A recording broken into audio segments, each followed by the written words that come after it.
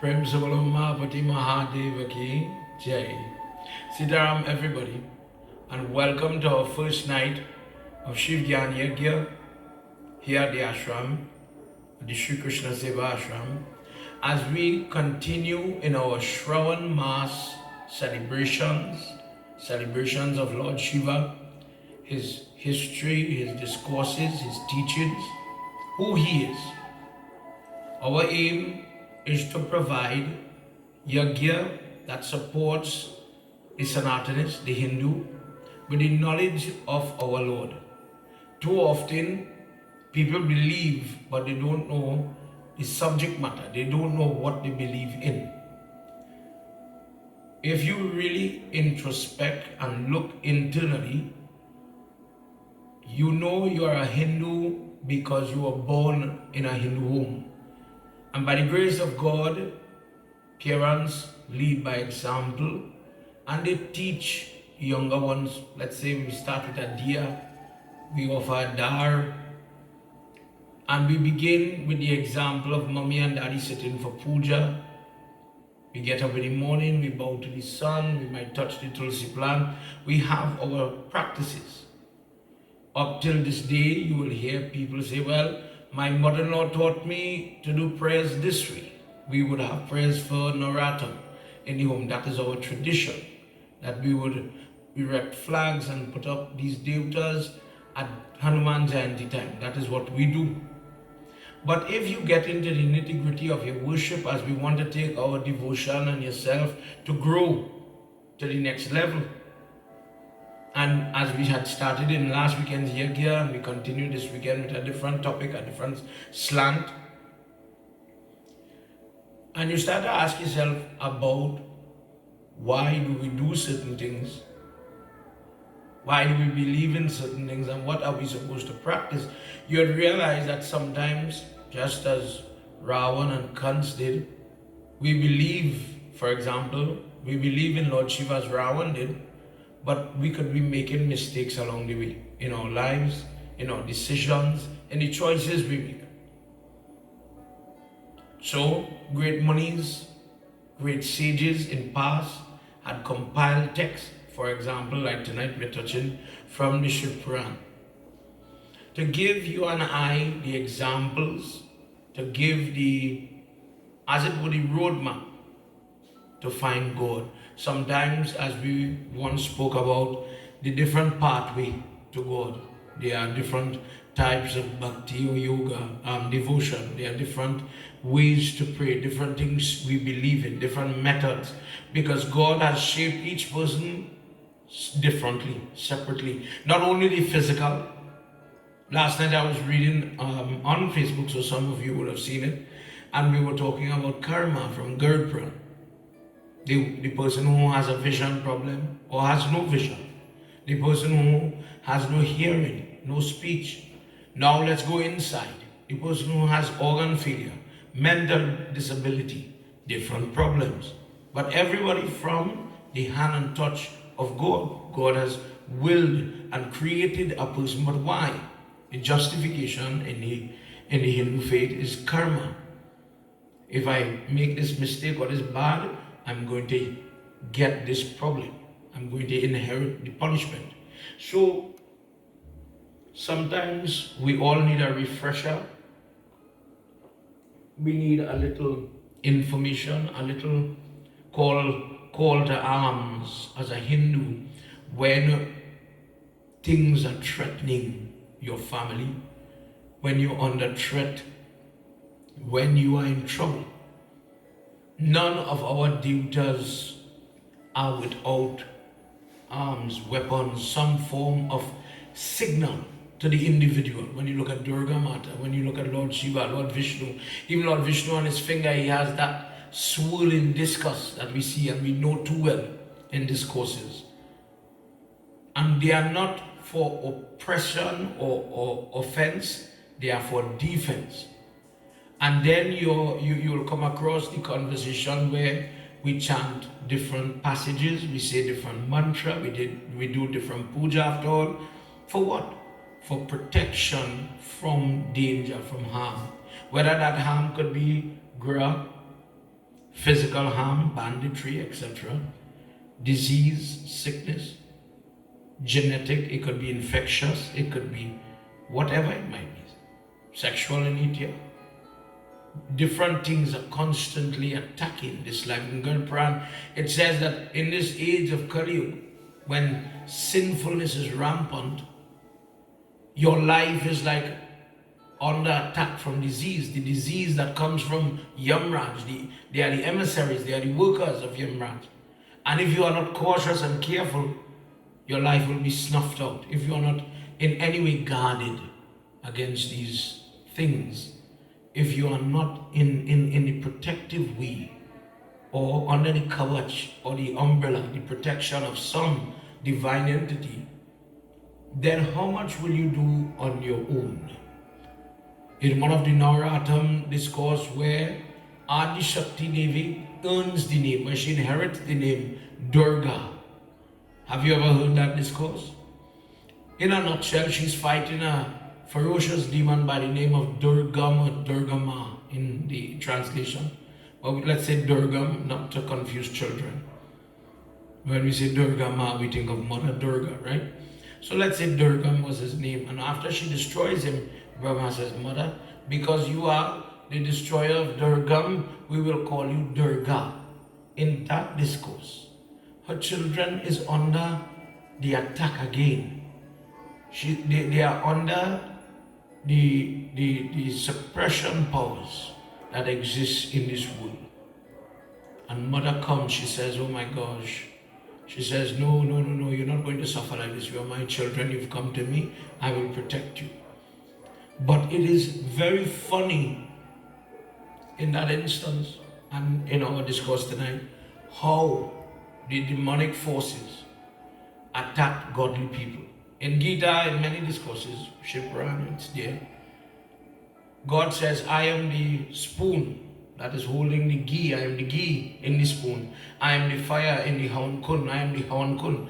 And when you do it, I accept it and it goes up in that energy, that passage, that offering of energy, not the physical ghee.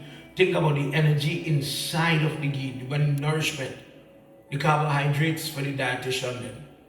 The energy that is burned and transformed and goes to feed the universe. To feed the universe. We do this in different ways. In my family, for example, in a different way. Those people like Srila Prabhupada, I had shared the video once, how his funeral rite is done. Many people ask me about the Gosine rite, the funeral. How is it? Basically, after doing all this hawan, and you know how I encourage you to do prayers, I'm always guiding you and showing you, especially if you're on a one-to-one.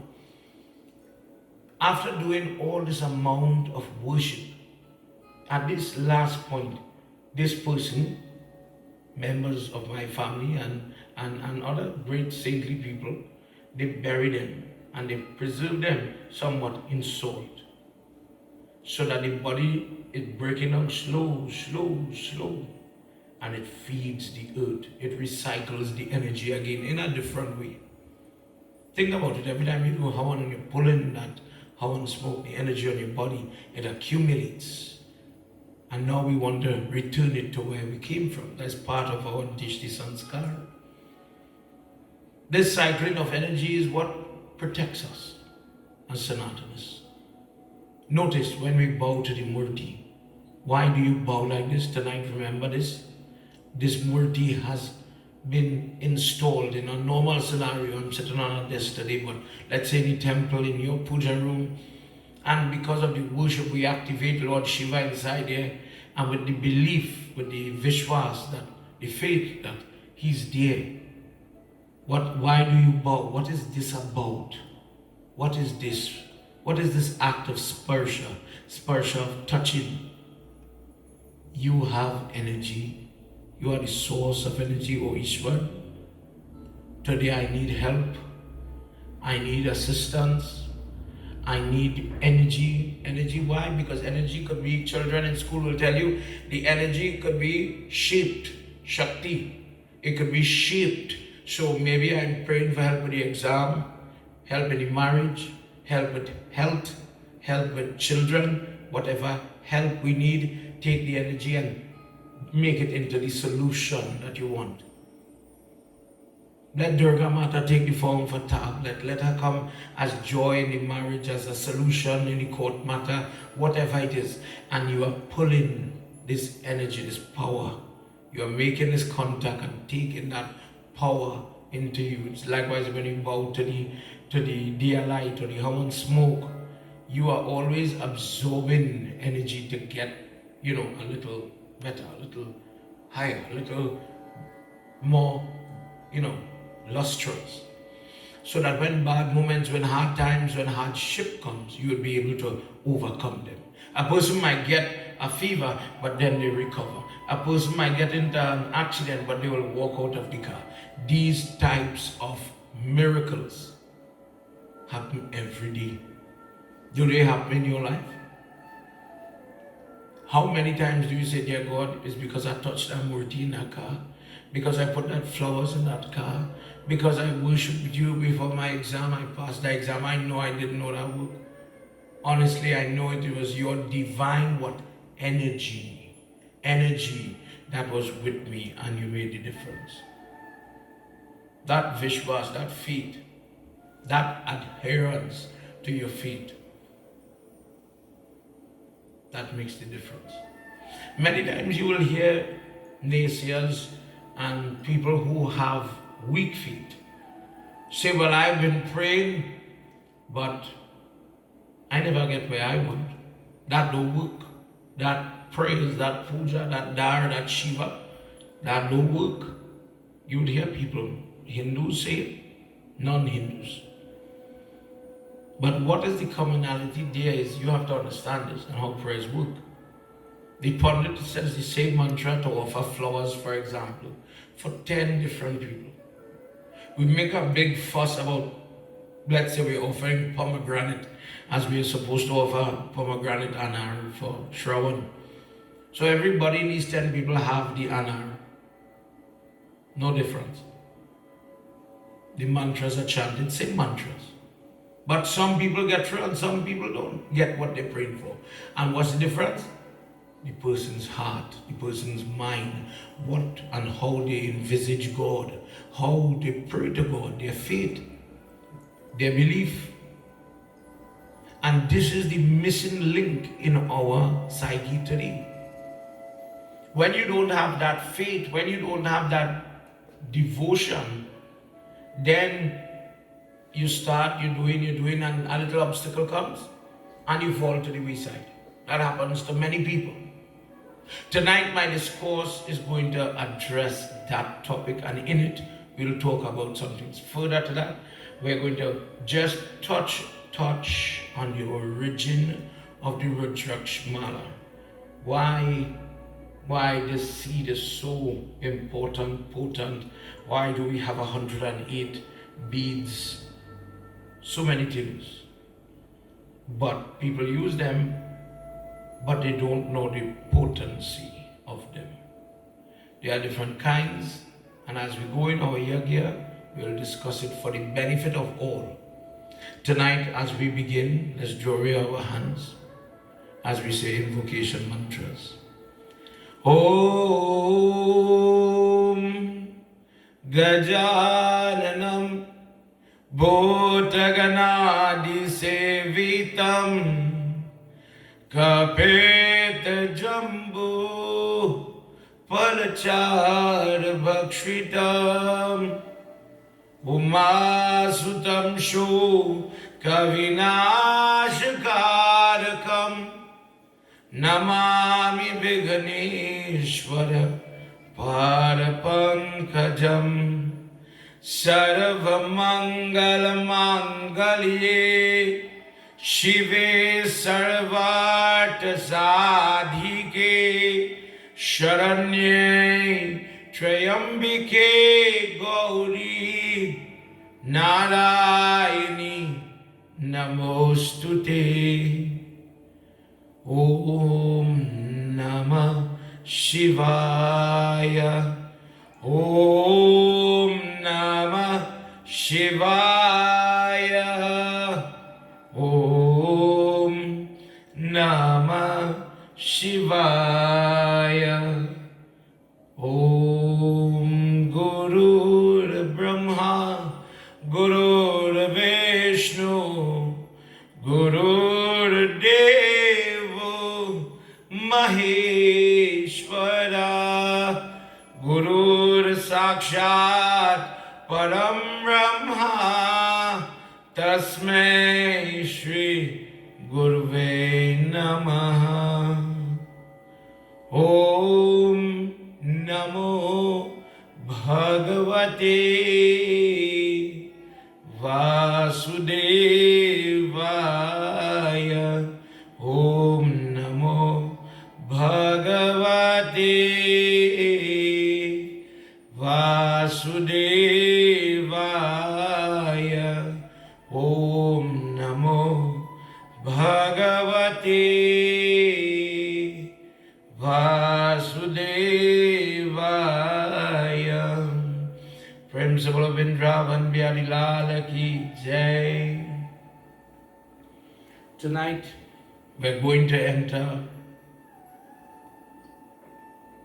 Shivran, and we're in the Koti Rudra Samhita chapter 34. As we enter into this discourse tonight, in this Shravan Mass, this month of Shravan, where Lord Shiva, as I had said last week, drank the poison on the Monday doing the Sombar Brat, Parvati Mata makes a lingam and she worships at a different time to get Madhya Baba as her consort. And she undergoes different tests. It says when you're reading her discourse, it says she decorated her hair with Rudraksh, her ears with Rudraksh, her neck, her arms, etc. And in the Somvar discourse from Padma Puran that we did last week, it talks about if you wear the Rudraksh on your ears, on your hands, the numbers, what blessing it brings to you, what protection it brings to you. And I grew up knowing Baba would come and Mommy would do she prayers, Daddy would do his prayers, my grandparents would have their prayers, but Baba always had this around his neck. But as a child, when you see somebody with this, you say, oh, that's a pundit. But the truth is, anybody could wear this.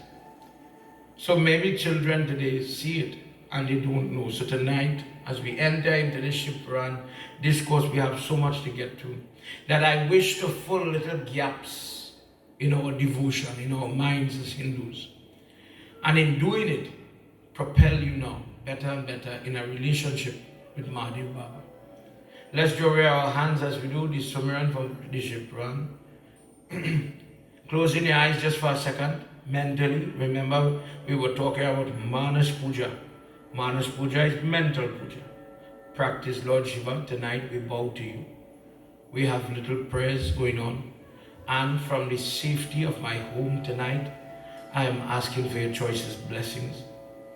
Gauri Shankar Pad Kamala Prema Sahita Hiyale Srimad Shambhu Puranya Ke Bhasha Rachahu Shubha Shruti Samveda Anadi Shiva Samba Sachidananda Nirguna Brahma Vilakayek Dhyayami Sukhakan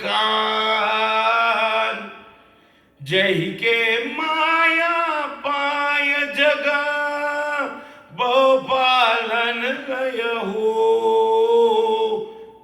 Shambho Shambho Jasubala Pavat Gaurav Doi Mata Pita Guru Bharati Veda Vyasa Munish Prema Sahit Kar Joda Kara Sabhi Nava Hushesh Gauri Shankar Pad Kamala Prema Sahita Hiyale Srimad Shambhu Puranya Ke Vashara Chuhu Shuva Prem Solomapati Mahadeva Ki Jai. Let me once again welcome everybody to our satsang. We have been discussing, if you're now coming in, the different things we talked about in our Yagna last week and the need for better understanding of our Dharma.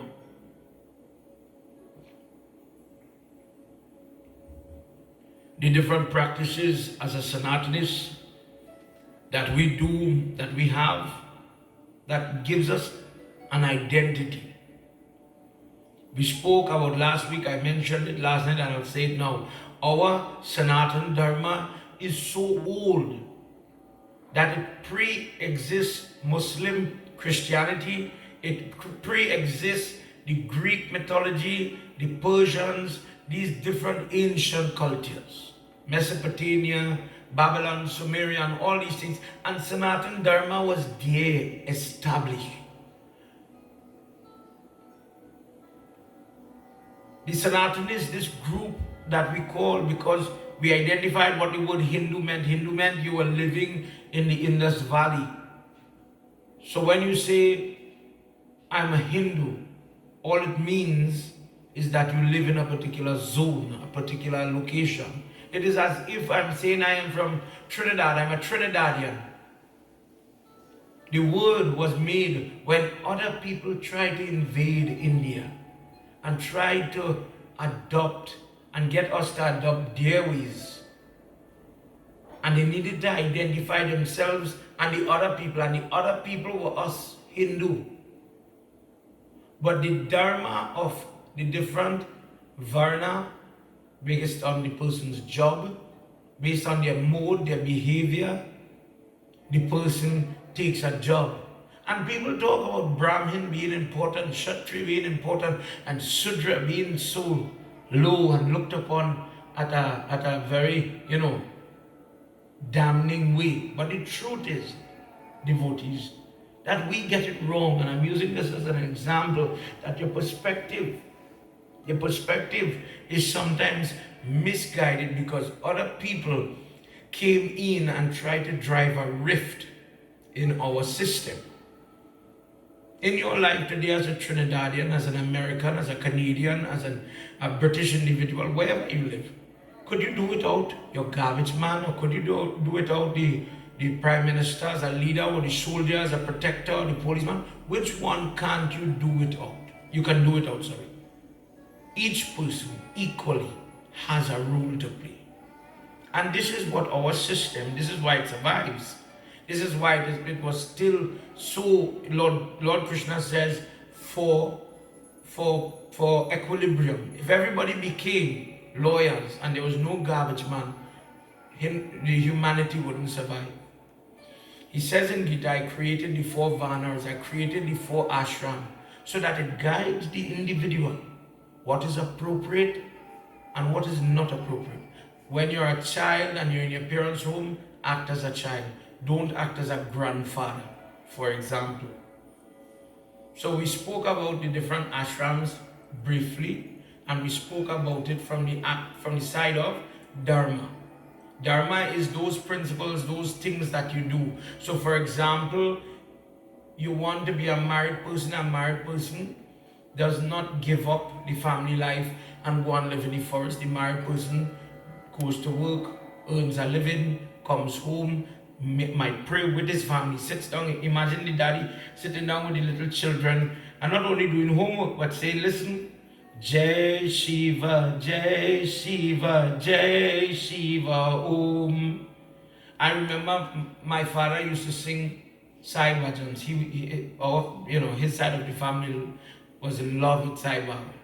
And on cassette, they still have it, his voice singing, and we would sing behind him.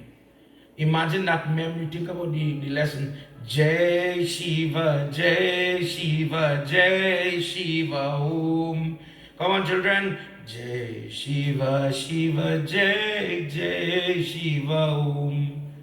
And being the father, is doing your dharma. And we spoke about that. In our discourse tonight, we're getting into our nice discourse that shows the history of something that Lord Vishnu has. And in it, we hear of a danger, something is coming, something is looming, and then the solution comes. Let's enter into it and we'll discuss it more, as time is already running away from us.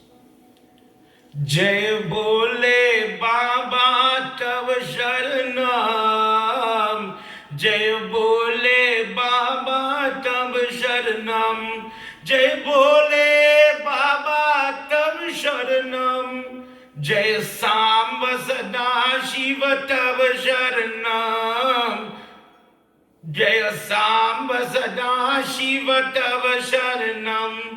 Iti shru vachasya sutasya munishwar ye samchutayate suprat shaya lokhanam himat khanya ye yati. Jai Bole Baba Tav Sharanam, Hey Sut Sarva Vignasi Tata Pratischatma Ye Yavam Harishwar Ye Lingeshwar Mahima Vada Prabhu Vada Ye Prabhu. Jai Bole Baba Tav Sharanam, Bole Baba Tav Sharanam, Jai Bole Baba Tav Sharanam, Jai Samba Sada Shiva Tav Sharanam, Jai Samba Sada Shiva Tav Sharanam. Umapati Mahadeva Ki Jai. Tonight, Vyas Muni is speaking the Sut, his student, and Vyas is saying, you have been listening. In this section, he has been describing the different forms of Lord Shiva. He says, I want to know about this Mahadev, this Lord Shiva. So he tells him from chapter to chapter. We are at the end of this volume of Shiva. And he says, I wish to hear more. Please tell me. All the rishis call out to him. Sauna Rishi says, Prabhu, kindly tell us. There is a lingam, an upalingam. It is not a Jyotir lingam, upalingam, called Hari Ishwar. Please give us the details of that lingam, Hari Ishwar. Jai Bole Baba Tav Sharanam, Shrutaye Rishio Rishyate, Hari Ishwar Rat Katha Shubham, Yata Sudarshana Labhyate, Vishnuna Shankara Puratam. Jai Bole Baba Tav Sharanam, Jai Bole Baba Tav Sharanam, Jai Bole Baba Tav Sharanam, Jai Samba Sada Shiva Tav Sharanam, Jai Samba Sada Shiva Tav Sharanam, Jai Samba Sada Shiva Tav Sharanam. Umapati Mahadeva Ki Jai. Have you ever heard of the Hari Ishwar Lingam?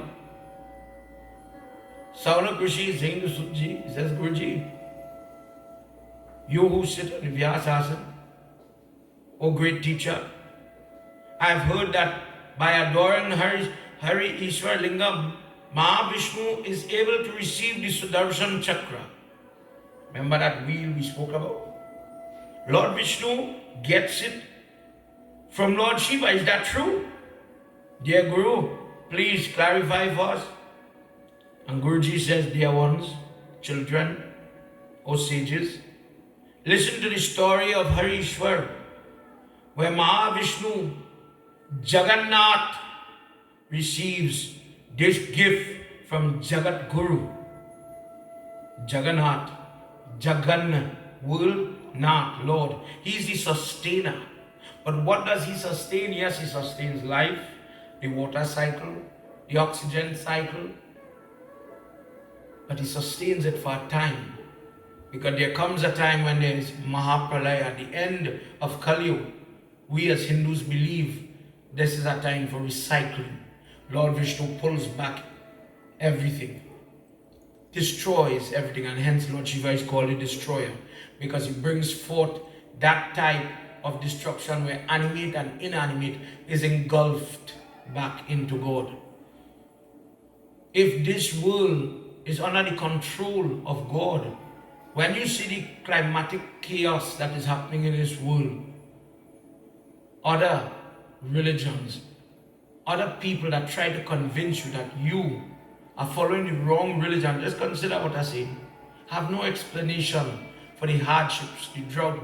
We in Trinidad, but look at South America, drought. Look at the western portion of America. In one place, total fire. In another place, total drought. And then when you come back to the eastern seaboard, flooding. Look at the Philippines. Look at all these different countries where there was never flooding, and the amount of water. Even in Trinidad, we have so much flooding. The weather pattern is changing. Is it that God hates us? But as a Hindu, we believe in certain things. And time is one of those things. The idea that there is Satyuga all the way down to Kali Yuga, as time is passing, Lord Vishnu comes as he was the one selected to defend Dharma. So he is the one of all the Devtas. He was selected by the Muni called Brigu. Do you remember that discourse I had read? Where he interviews, as it were, Brahma, Shiva, Vishnu. Who is the main form that will be the hero for the world, the universe? Who will be the one to go literally upon the earth and be the main actor to secure the earth, to secure its people, the life? And when he spoke to Brahma and he spoke to Shiva, he wasn't impressed. My words to summarize. And when he went to Lord Vishnu made the time to entertain him, to talk to him. And because at that time, he says, you know what? I give to you the mantle of Jagannath. You will be the one that will take the time. He says Brahma is too distracted with his creation. Shiva is too engrossed in his meditation, so that he is lost in looking at creation. But dear Vishnu, you look after the creation. Interesting concept. Mahakal is the one who is in charge of the time. But Lord Vishnu is the one who says, Yada yada hi dharmasya. I come again and again when the unrighteousness is shooting up. I come to reaffirm, recycle, and bring balance where there was no balance. Lord Vishnu's job. Lord Vishnu's job. Lord Shiva's job is to assist. When Sri Ram comes, when Lord Vishnu comes as Sri Ram, Lord Shiva is Hanuman Baba. Last week we heard he is also Durvasa Rishi, who is there to assist, to lay the field. When Krishna comes, Lord Shiva still uses Hanuman Baba. He incarnates as being different forms to assist the Leela. Very interesting plot whenever we consider it. But in our Sanatana Dharma, the concept of cycling, material, energy, physical, the idea that one day calamity will come. Kalki Avatar is described as riding a white horse with a sword that brings about pestilence, sickness, destruction. Why? Because of people's karma. Unrighteousness is at an all-time high. Dharma and dharmic practices are at an all-time low. And in it is a recipe for destruction. Why? Too much bad karma, too much unrighteousness. So when he comes this time, it is to clear the field.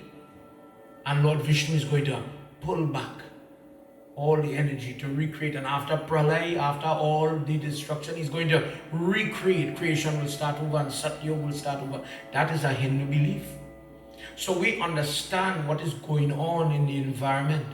Only Hindus will go and offer dar in Balka Devi Puja. Only Hindus will go and offer prayer inside of an active volcano. Please, mother, calm down, Shanti. Only Hindus worship the land in the way we do it now. In ancient times, the Scottish, the Druids, the people that originally lived in England, those people would worship the earth as a mother and ask for peace. Those practices have stopped by many people. And in this age where different thinking, but the earth is abandoned, the earth is not worshipped, the earth is not protected, now you see the destruction that is coming and looming. And many have spoken. How long are we talking about cutting greenhouse gases, carbon dioxide, cutting fossil fuel? We still use gas at the pump, unfortunately. In Trinidad, instead of the government dropping the tax on electric vehicles and I forget what you call battery operated vehicles, they raise the tax on those type of vehicles. So it's encouraging the person to use the gas. Isn't that against what we are supposed to be doing? So people have been talking and talking and talking, and the destruction of the environment goes against the Hindu belief. It brings about damaging. We as Hindus are supposed to be protectors of the environment because we bow to the trees and we arty the cow. We even have the rat by Ganesh Baba foot.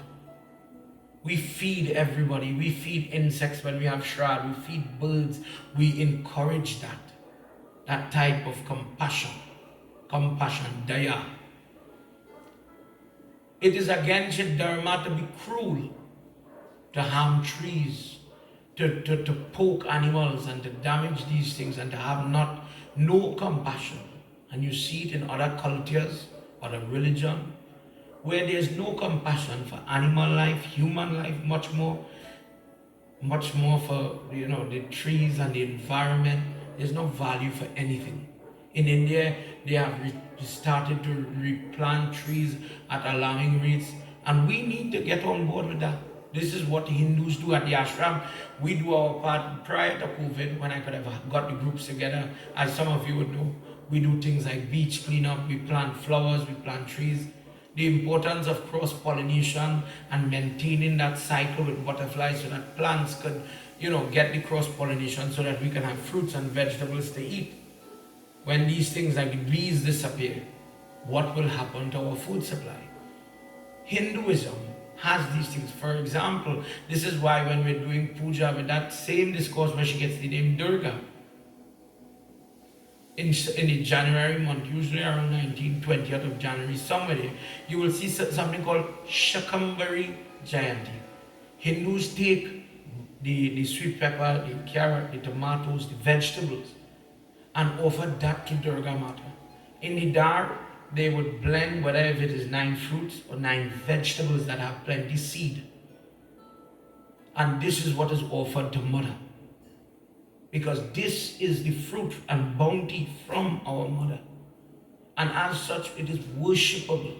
It is something to be held in high esteem. It is something to be pujed. This is why till today, farmers in Trinidad and across the world, people offer puja in their garden. Do you remember those days? People pray to the land, dear God, bless my yield, bless my crop.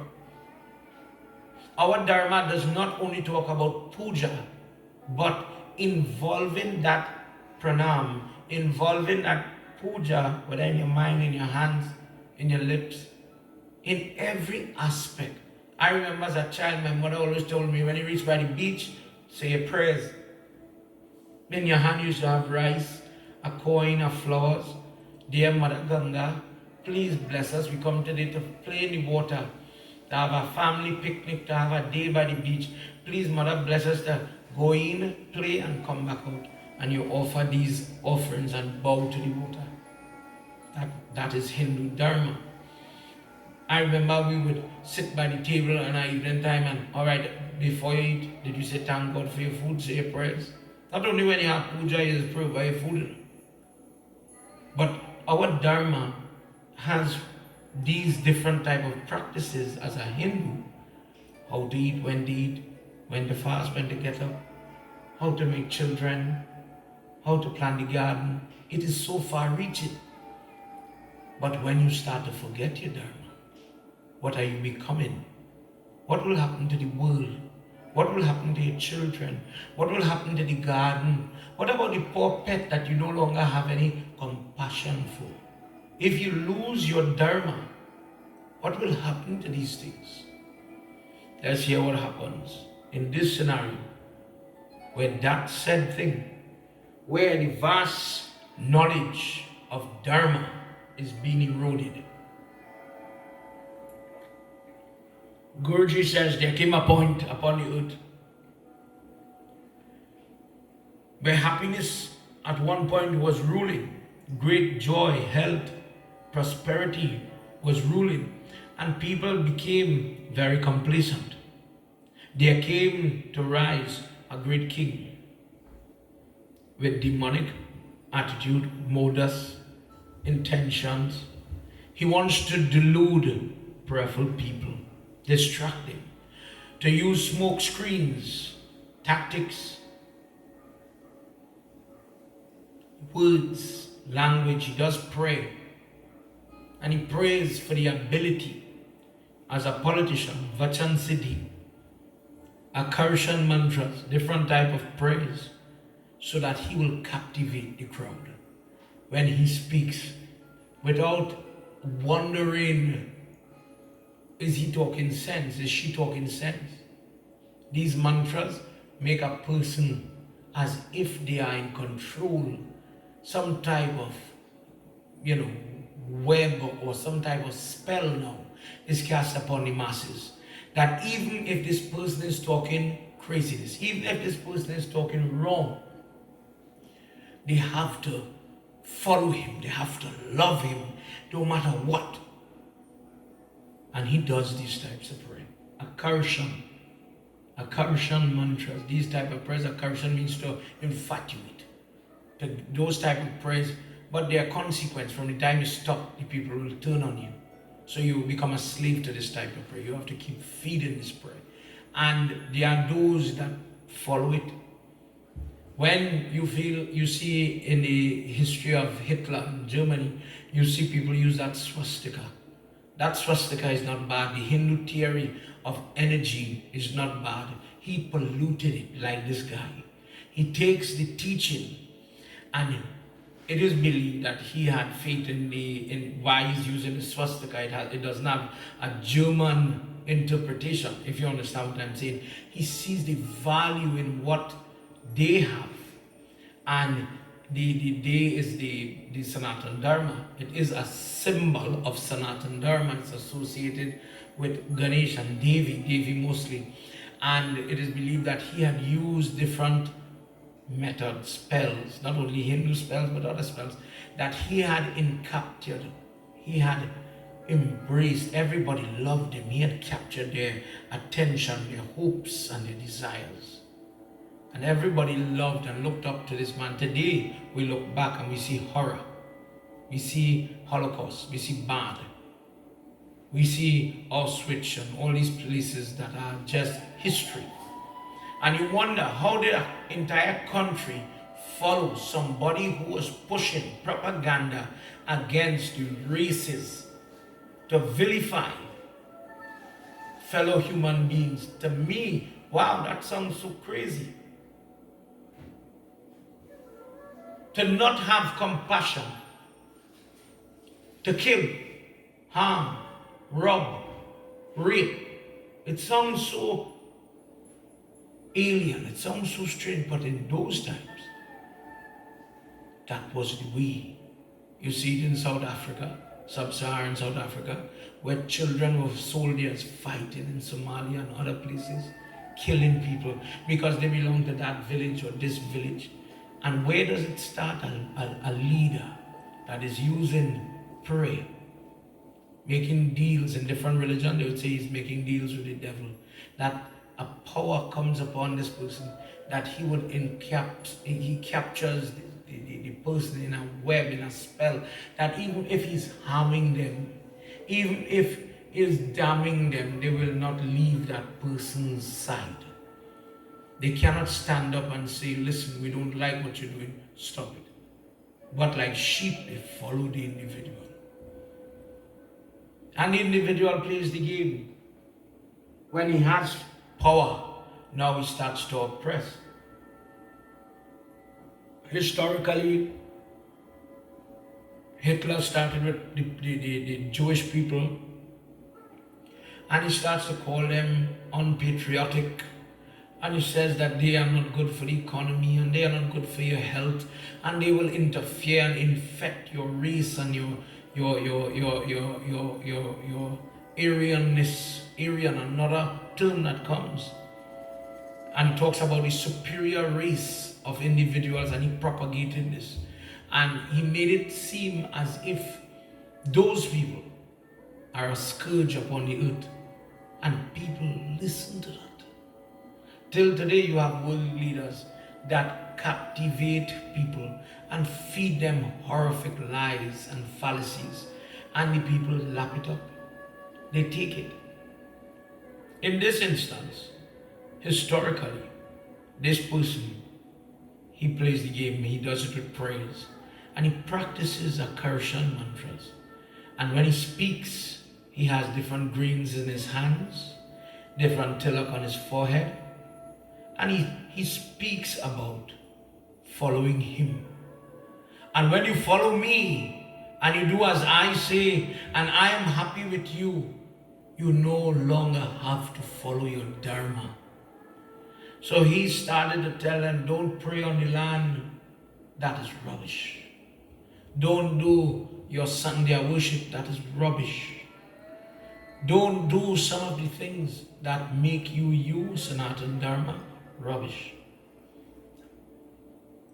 So what's the big deal with that? We're still living.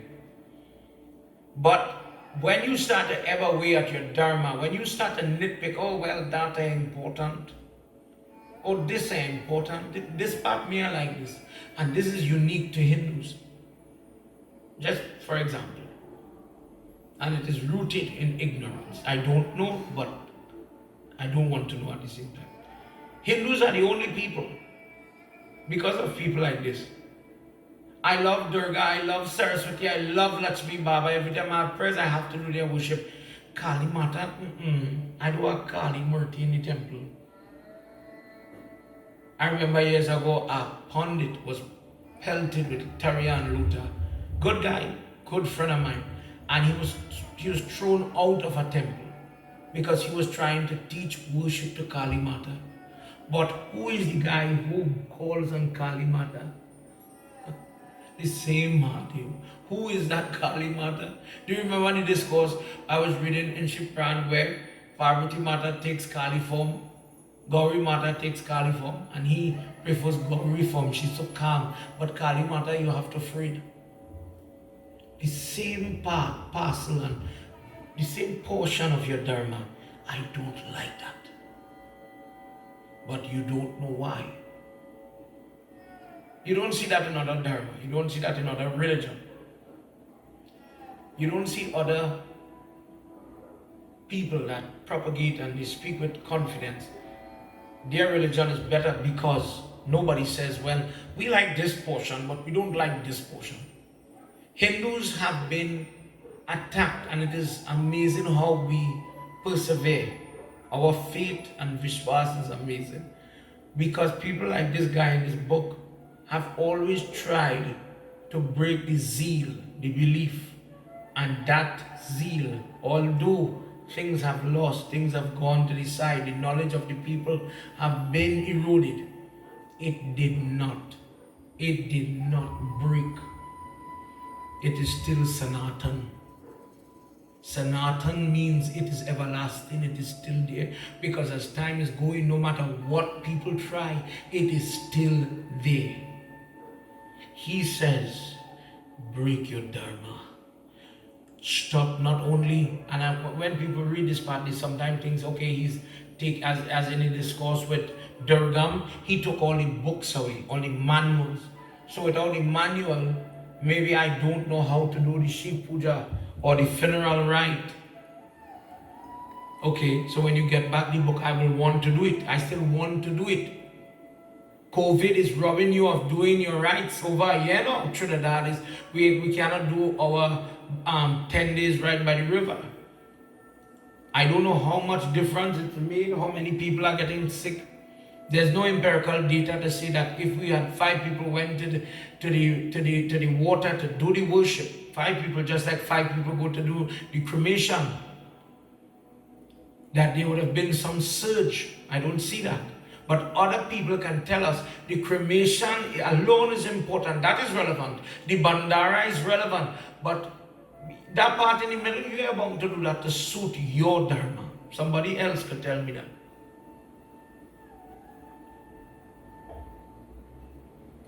And we as Hindus, we adapt. Okay, well, they say so. Baba, I'm always saying follow the law, so the law says so. All right, convenient when you're a politician to change the laws, you know. But what makes this guy a little more deadly is not that he's taking away the books, but he's convincing you, the person, the people, upon you to give up your dharma.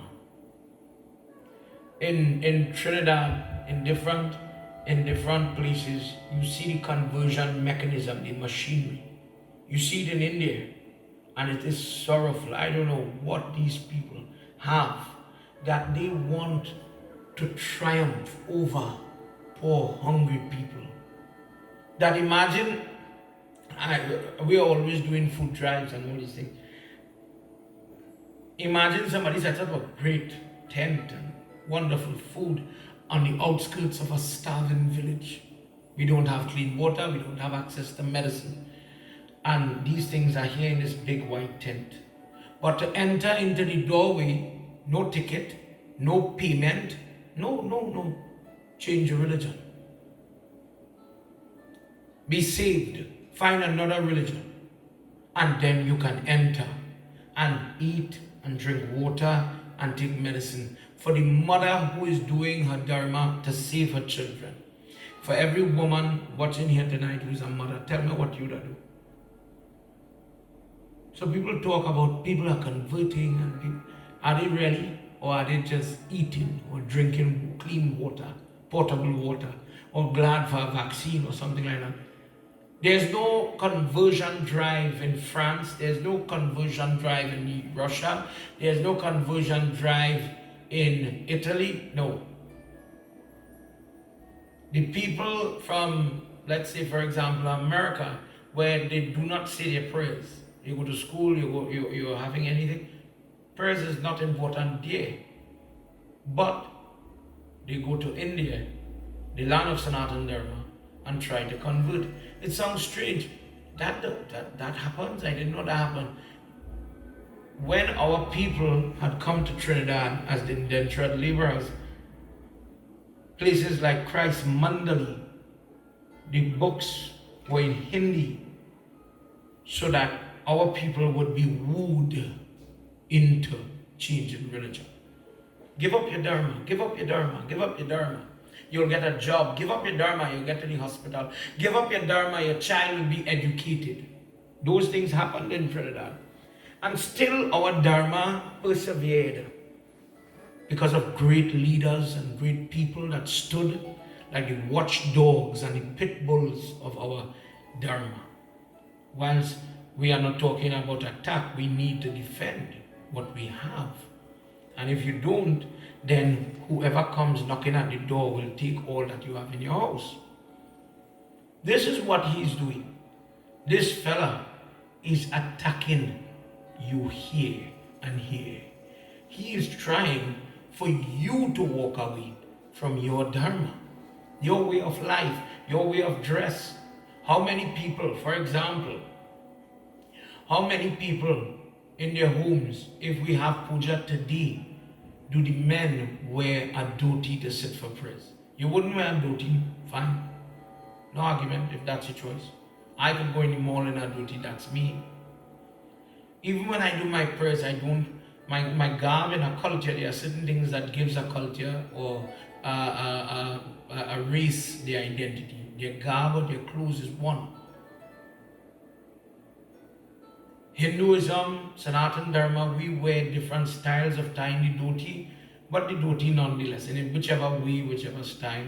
Hanuman Baba wears a short pants version, Sri Ram wears a Kshatriya's version, Lord Krishna has the same type. The Baba might wear a different design, dhoti, let's just say for our conversation, dhoti. Alright, Babs, well, we have things in the trade show, all well, good. But what is being propagated in the trade show, think about this and listen carefully to what I'm saying. We wear pants and nothing wrong with pants. But is that your dharma? Is that yours? Is that your identity? No. Alright? Let me go again. Another example of how we are in this position. In every major sanskar, there's a point where after doing a point or before doing a point of worship, there has to be a bath, a bathing. Most places of worship, like where this lingam is in India now, there's a huge pool. Last week when we were talking about the Somnath Jyotirlingam, we hear how they made a big kund, they call it, and it's full with water, so you have a dip and then you go to do your worship. Or after worship you want to wash your feet or you have a bath to show that I'm now cleansed of sin, and then you do your worship. Till today, after we have our bath, we don't dry our skins properly, we are still a little wet, and then we go to offer, our Shiva or whatsoever.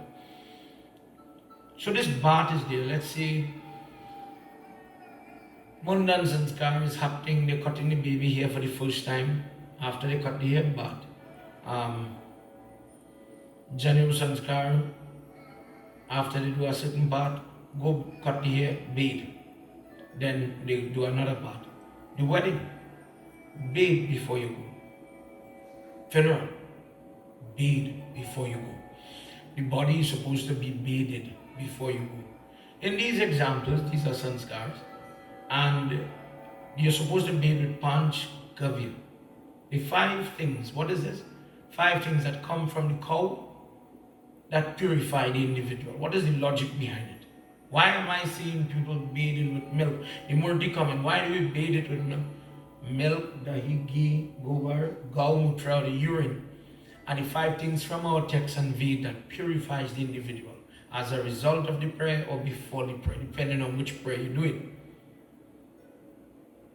But people has cut that down by their own rules, by their own thoughts, and as a result of that, now people may not even do the sanskar to cut the hair. They may not bathe the child with all the different things, but you don't understand that by doing that, you're freeing the child of sin. When the person puts on the janu for the first time, and they cut the hair and they like this, it again removes sin, purifies them of past sin. When the person going for every divorcee here, the step where you bathe in with the milk and the dahi before the wedding is to clear your karma, that when you get married, let things go smoothly, happily, better for you. Think about it.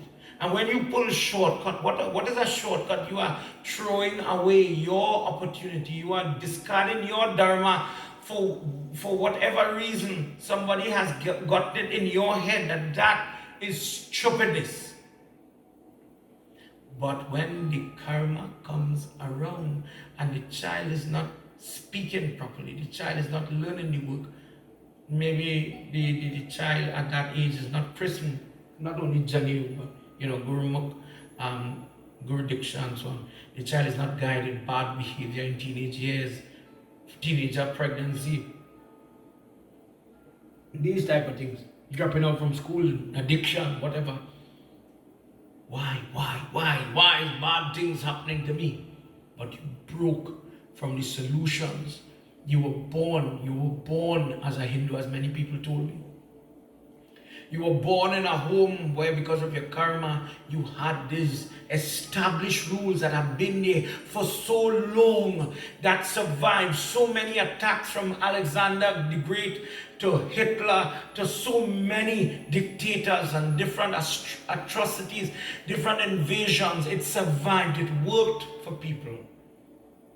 The trek to the Caribbean and the West Indies, it survived. The travel that people traveled to North America, it survived. Now we have Diwali Nagar in Florida. We have temples galore all over the eastern seaboard of America. It survives. But imagine, let's just say, somebody has a funeral. Do you know how many people today? Well, I'm not going to bother to bathe my mother, my father. Friend, that is the beginning for the sanskar. Maybe you don't understand, and I agree, maybe the Baba didn't explain it. That is an important part in the puja. That is what is going to be offered in the puja. This is why it says in Garpran, disregarding your emotion and your feelings, do your duty for now, your parent or whosoever has to do. And you do it correct. I was even told in Trinidad there's this funeral home called Das, and I'm just using as an example. This is what the person said to me. Pandit, I'm not going to bathe my mother or my father, I said, really? So how will you do the funeral? Because you have to clean the body of the mucus and all the other stuff before we do the rite. Furthermore, the different things you bathe in the body with purifies the body in preparation for the prayer. Oh, Das Funeral Home said them will provide that service. They could do that for me. Okay. Once you show it was done, I guess. If that is your mom, if that is your relative, and that is your attitude, where are we heading? Your duty is your duty. Your dharma is your dharma. But now it is as if, well, it don't matter. We don't have to bead when we cut the hair for the child. We don't have to bead for the wedding. Let's just go and sign the registration. It does not matter. And we live with this degradation, this attempt to attack our dharma, to degrade it, to erode it. And the scary thing is not when others attack us. Like, for example, a government that is holding the Hindu population in Trinidad at ransom for no beneficial reason from going to the river and doing worship. You'll be charged, you'll get a ticket, you'll get a fine if you go and do puja for the natural form of God. To save your eternal soul, dear, you can't do it. There's a loophole that says you go to the temple or to the preparatory, go to that. And rob you of that religious right that we're supposed to have, apparently have.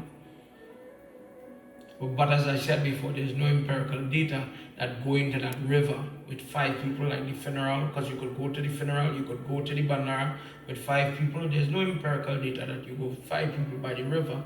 Under rules and obviously changes have to be made, that some different thing would happen. There's no consideration. You have attacks like that against a group of people. But then there's the attack from within, where we with ourselves have. I'm sure you've heard it. I'm sure you've heard, I went there and I see the people do the wedding, but half the things they didn't do it. The puja, they didn't do it. The preparation, they didn't do it. And all I'm saying is, as an experienced marriage officer, counselor, as a pundit, when you hear the outcome, because it will happen, then you wonder why. This fella is trying to get the people inside the group to break up. When the partition between Pakistan and Hindustan had happened, all that what we call Pakistan, all that was India at one point, that upper part. Already Mecca and Kaaba and all these things. Wonderful, those areas once belonged.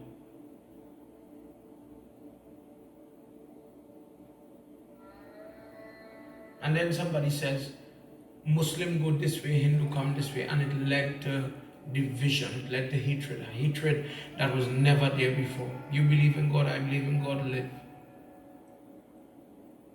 It led to murder.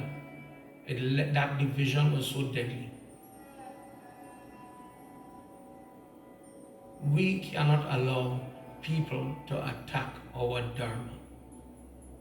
I wish people who believe in different religion, different God, or as they would say, I wish they could focus on their God and stop focusing on my God and my prayer and what I am doing. I wish people could respect my rights that I believe in what I believe in, and I could be left alone. What do you think? How you feel about that? I wish people could stop harassing me to do what they want. I wish I could just be me and pray. Amazing. Amazing. When COVID started, people walk door to door of different religion and they would tell you, brother, could I speak to you, sister? My flags are flying, but they still want to tell me why mine is bad and theirs is good. No disrespect, I don't have time today. If I hear you, if you say something good, good. If you talk about compassion, charity, I will take that. I have no problem with that. COVID came, nobody could walk the road again. To meet people was a problem. I don't know how my phone number, I started to get calls from sister this and brother that. I didn't give nobody my number. So now I am a different type of attack. People taking my information and giving it out now. Every time I answer the phone, I don't know who I'm talking to. I just wish I could live in a country or in a world where people would respect my belief, my wishes. Wouldn't that be nice? But when people talk about faith and Vishwas, when you have that belief, this is part of it. Because you have to see it, we are under attack. And I am not talking about reacting or doing something, but we must be cognizant that if we are not holding on to our feet, it will slip away from our hand, it will disintegrate because of non-practice. If we take, for example, this COVID and we don't have satsang, and we don't have Yagna, and we don't have Puja, then COVID killed God. Then what nobody couldn't do, COVID killed our Dharma because it stops our Dharma. Our Dharma does not stop. Nobody stops it. Sanatan means eternal. So you know what? We can't meet in person. We will continue to pray. Shravan and Hindus are praying. Are you praying? Get in contact with your Pandit. Find out what could I do. If you need help, send me a message and I'll guide you. Lord Shiva is right there in your house. But if you don't have the knowledge, that is why you have your Pandit to guide you. You have your Guru to guide you. You have Mommy, she will guide you. Don't worry. Somebody will guide you. And we will get out of this predicament, this enigma. Now we're talking about in Tobago have the Brazilian variant. And it is as if a threat is looming. It's a matter of time before the Delta and all the other things are coming to Trinidad. In the States, it is as if we are going in the wrong direction, Dr. Fauci says. Because Delta is causing numbers throughout America, throughout Europe to raise. But people don't want to talk about it because it's scary. Because I got my vaccine. It is scary. But all we have is hope. All we have is our Dharma. And we need to pray that, dear God, lead us out of this. You've done it before, do it again. Better leadership is needed. Maybe if one of the Tanti who manages a house and watching us here tonight, maybe if we had elected that person to be our leader, and common sense was the degree we needed to have. Maybe somebody would have said, well, don't open the border until the vaccine has 50%, 60%, 70% of the population. Why open the border after so long? Yeah, open the river, we're afraid it spread. Hindus still can't do the prayers, but open the border, knowing variants and whatsoever coming. And you have not vaccinated your population. Do it after. Maybe Tanti, who has the mastery of cooking and managing tomatoes and all necessary for a household, Tanti would have said, vaccinate first, open the border after. When we pray, we are praying for normalcy. Our Dharma is the only thing that is our defender. Our God is the only thing that is holding us together. Whether we pray for food, pray for money, pray for health, family life, marital life, whatever you call it. whatever is your focus, whatever is your trouble right now, we need to hold on to something, because around us there are detractors and people that let you down. People that have secondary motives, that are showing you, I don't care about you. I don't care what. Whether it's racial, whether it's religion, whether it's what. But we've seen these things happen before. In the times of Hitler, where a people was mobilized against another race of people,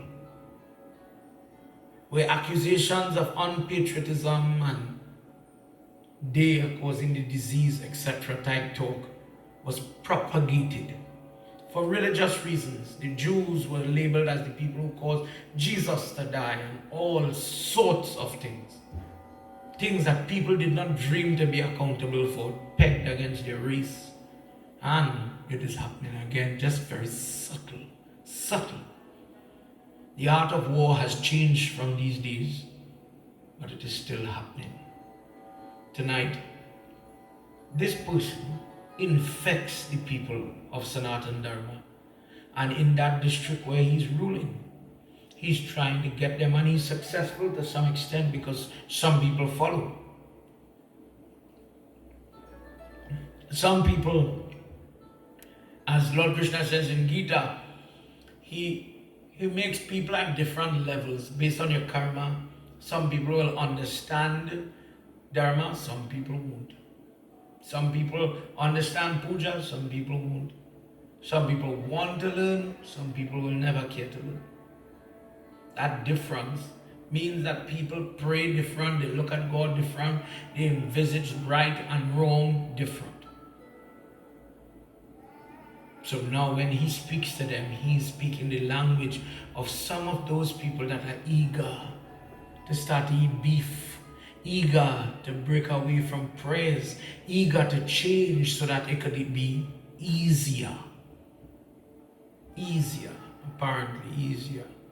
But that easier comes under the belief that, you know what, that is a waste. What I was doing before, Dharma, Sanatan Dharma, that type of Dharma, that does not work. I'm wasting time. Because if it was working, you would have done it. But we are saying if you was doing it properly. Many people don't. Now I want to become Christian Dharma, Muslim Dharma, whatever Dharma, whatever practice, just using that word. And they will do it properly. And this is the same thing happened here. But instead of following these titles that we follow today, he wanted to be the God of his society. Just like what we hear about Hiranyakashipu and Prahalad. He wants to establish himself as the eternal ruler. He has so much money, he has conquered so much land. It is as if he's godlike. Anything he sets out his mind to do, he will accomplish it. Similar to the Pharaoh and the belief that the Pharaoh was an incarnation of the sun. He was linked to the gods. He had that divinity so that when he wants to acquire something, everybody bows their heads. Everybody submits because they're afraid of his wrath. I don't want to get the God angry. Think about that. Likewise, he starts to inflict upon those that rebel, people that still want to pray, hardships, taxes. He makes pronouncements that make it difficult for their children to exist, to learn, to study. He makes pronouncements that are against the females in society. Sujji says, when all this was happening, all the devatas, as there's an outcry of plea from the earth, from the humans, the devatas rush to Lord Vishnu. You are Jagannath. You are the maintainer. Please maintain this trouble. We have lost all the balance upon the earth. Please bring back balance. This enemy, this scourge, is attacking innocence, dharma. It is falling. Lord Vishnu says, I will do your work, but I must worship Shiva for help. The enemy is quite powerful. And in order to destroy his influence, not only him, but his influence, I need the help of Mahadev Baba, the world's guru. At that word, Lord Vishnu goes, and the devotees think, well, if Lord Vishnu is going to take care of it, that demon is good as dead. They leave it in his hands and they forget about it. They relax. Can you do that? When troubles come in your life, and yes, we go to God and we pray, we all do that. Do you have that faith that God is handling it? I can take a break. I don't have to frighten. And maybe I'm not good enough, but inside of people is still panic. And when you do that, when you have that worries, it means I've given my request to God, I've given my prayers to God, I've given my call to God, but I don't know if I trust God. I don't know if Hanuman Baba will help me. I don't know if he can handle this. That faith is not so strong. The bridge you're walking on from problem to reach to your solution is wobbly. And when you have a little stronger faith, you're good, because the stability of strong faith, you're going to reach that solution very easy. God is there. But if you don't have faith in what you're doing, then what are you doing? Think about it. Lord Vishnu goes quietly, quickly to Kailash. And he's calling on Lord Shiva. But Lord Shiva does not reveal himself. So, in that snowy tip, in that cold place, Lord Vishnu kindles a great havan. And he's getting ready to perform tapasya, the jap, mantras that you and I would do. Lord Shiva does not appear after the havan. Following the procedures, he makes, just like Parvati Mata, earthen lingam, Parthiva puja for that lingam. He does that using all his special mantras and stotras. Lord Vishnu adores Lord Shiva. Still, O Munis, still no reply, no appearance, no blessing, nothing. Let's hear what happens in this verse. Shiva Om Shakti Om Hari Om Narayanaya Krishnaya Narayanaya Krishnaya Paramatmaya Namo Namah Narayanaya Krishnaya Paramatmaya Namo Namah Prasada Vidhi Chaivatra Steyam Ve Sarvata Maya Iti Evam Nishchavayata Krita Samnarcha Shiva Hari Ho Narayanaya Krishnaya Paramatmaya Namo Namah Narayanaya Krishnaya Paramatmaya Namo Namah Narayanaya Krishnaya Paramatmaya Namo Namah. प्रेम से बोलो श्री विष्णु भगवान की जय.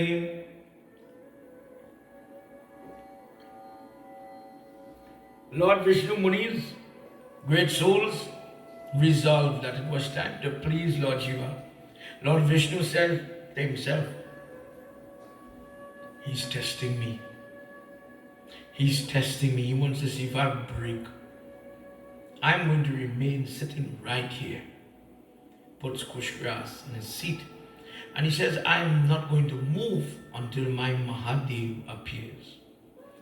Brahmanas, Shiva was waiting for more devotion, more bhakti, more effort, more faith to come from the body of Lord Vishnu. And he's anxiously looking on, invisible, looking at Lord Vishnu. In this case, Lord Vishnu is playing the Leela again for you and I. What does Lord Vishnu do? He remains on that seat. singing, doing stotra, Gyaan, meditation. Then in his mind he says, you know what? I am going to get flowers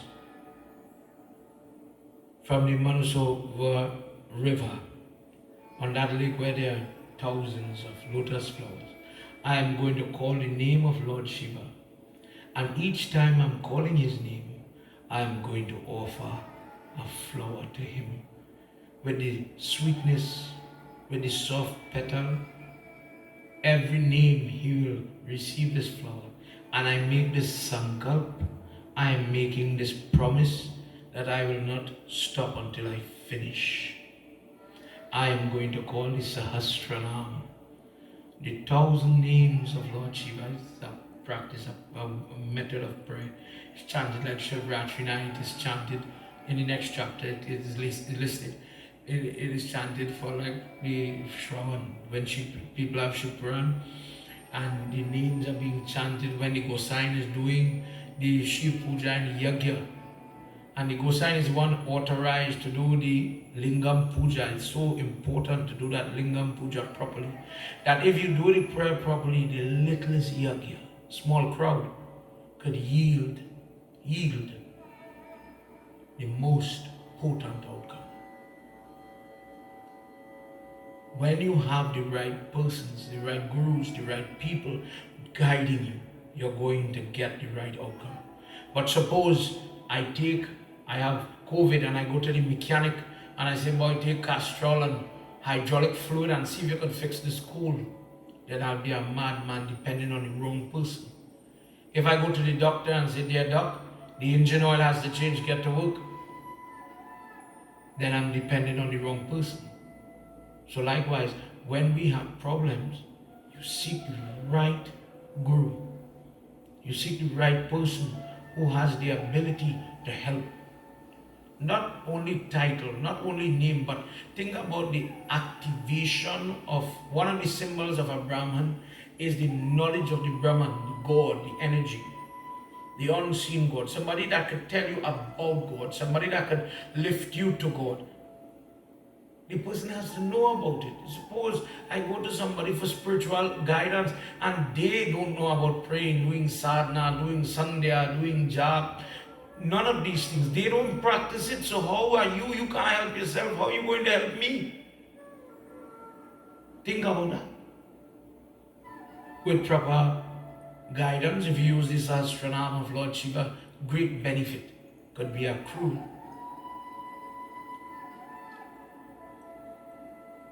Let's hear what happens in this verse.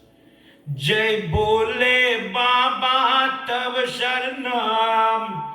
Jai Bole Baba Tav Sharanam. Everybody at home, I'm doing this yagya to encourage you to listen to your Shiva Baba, to get you to sing just a little bit with it, to listen about him, to still have our dharma being practiced. We are still doing puja. Dear God, I could still hear about you.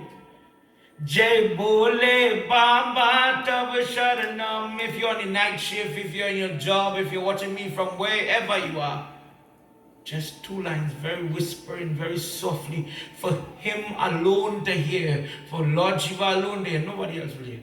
Jai Bole Baba Tav Sharanam. Jai Bole Baba Tav Sharanam. Jai Bole Baba Tav Sharanam.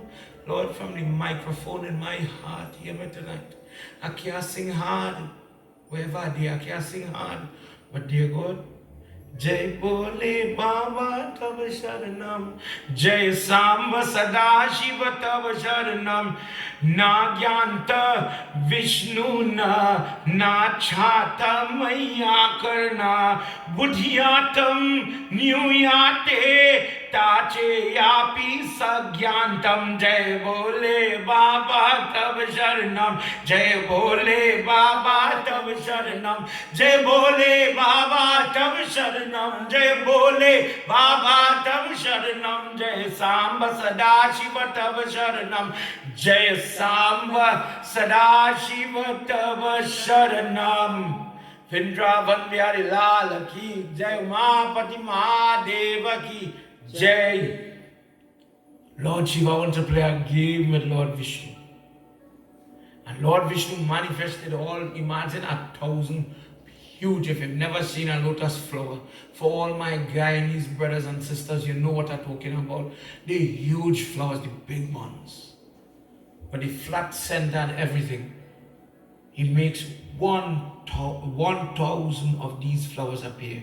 And he starts to call. Let's hear one or two of those names for everybody to understand. As he's going, Om Shivaya Nama. Shiva means he's the pure one. Om Haraya Nama. He's the destroyer at the end of the time, Kali Yuga. He's the one who begins the Mahapralaya. Om Mrda Nama. He's the gracious one. Om Rudraya Nama. He's the terrible one. Om Pushkaraya Nama. He's the nourisher. Om Pushpalocharaya Nama. He is the one who has eyes that look like flowers, Pushpa. Atigamaya Nama. Accessible to all the people that supplicate, pray. Sadacharya Nama. The one who has noble conduct and instills noble conduct in others. Om Saravaya Nama. The one who is in all beings. Om Shambho Nama. The bestower of welfare, Shambhu. Om Maheshwaraya Nama. The great Lord Mahadev, Mahaishwar. Om Chandra Pidaya Nama. The one who wears the moon. We spoke about Chandrasekhara. He wears the moon as a gem. Om Chandra Mauli Nama. Having the moon as the crescent jewel. Vishwa. He is Chandra Mauli. Om Vishwam Bhadreshwaraya Nama. The one who feeds the entire world. Om Kapile Nama. The one who holds skulls in his hands. Om Nilo Hitaya Nama. The one who is blue. His body is blue. Dhyana Dharaya Nama. The one who people focus upon when they're doing meditation. Like this. As he's chanting these names one after the other, and he knows the meaning of the names. He's calling on this God that manifests in so many different ways, so many times, to save, to help, to rescue. Who? The person who is praying, the person, the child who needs help. The Lord Vishnu is putting flowers, dear God. You are Rudra, you are Shambhu, you are the cause of this, and you are the cause of that. And he's going, and Lord Shiva wants to test him. Wonderful is the Maya of Lord Shiva. He remains invisible to Lord Vishnu. And as Lord Vishnu's eyes are closed, Lord Shiva comes and steals, to test him, steals one of the lotus flower. And as the Sahasranam continues, the flowers are going down on this side, and they are growing, they're getting bigger, the pile. Imagine the lingam is getting crowded with flowers. And very quickly, Lord Vishnu realizes, soon I will need one more flower, but I'm not seeing that one more flower. A flower is missing. Shiva Om Hari Om Shakti Om. What is he going to do?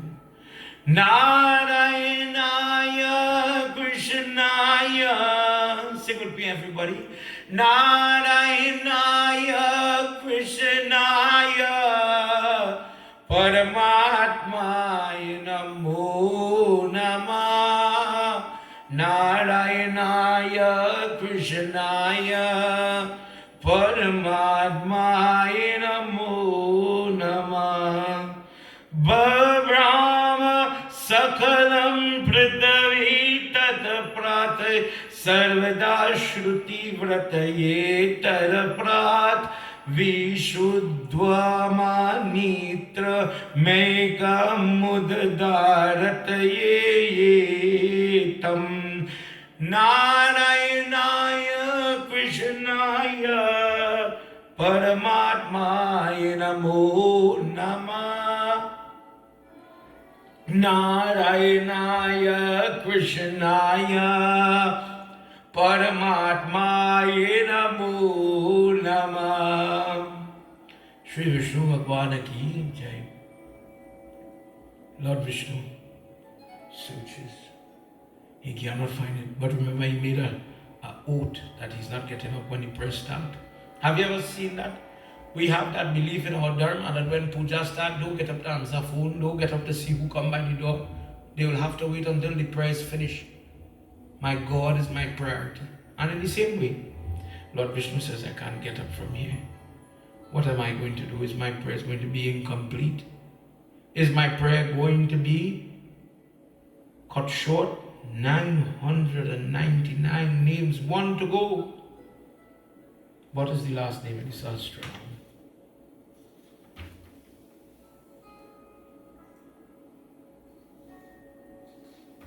So many names he has.